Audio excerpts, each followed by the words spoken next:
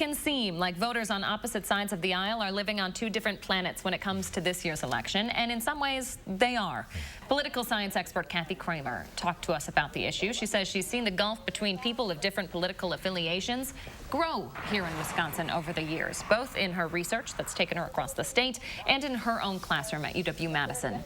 Kramer says it's advantageous for politicians to grow that gap, to create an us versus them narrative so you can blame one group for all of your misgivings.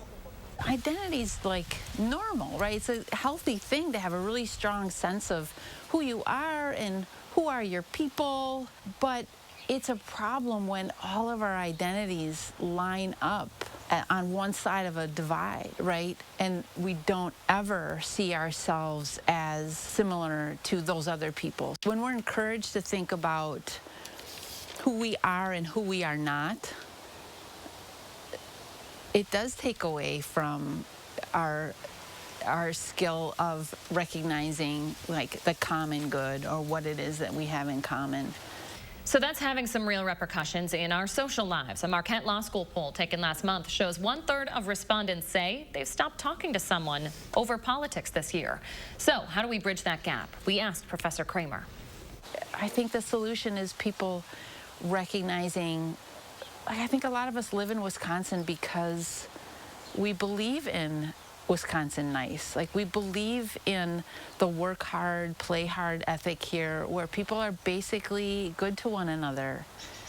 And to remind ourselves of that and embrace it and realize that the state is what it is because of the people who live here.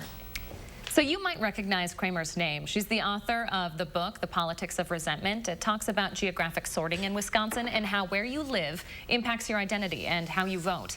When talking to us, though, she said it's easy to overstate the difference between rural and urban folks, when in reality, as you heard her say just there, we're all Wisconsinites. We all identify with that Midwest nice, and I think it's something we all need to be reminded of this election season. Yeah, it's so easy to lump people into big groups and like put somebody into a certain bucket. They're rural, they're urban, you know, they're young, they're old, when we do have so much in common.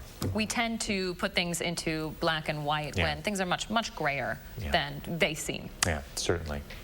Great information.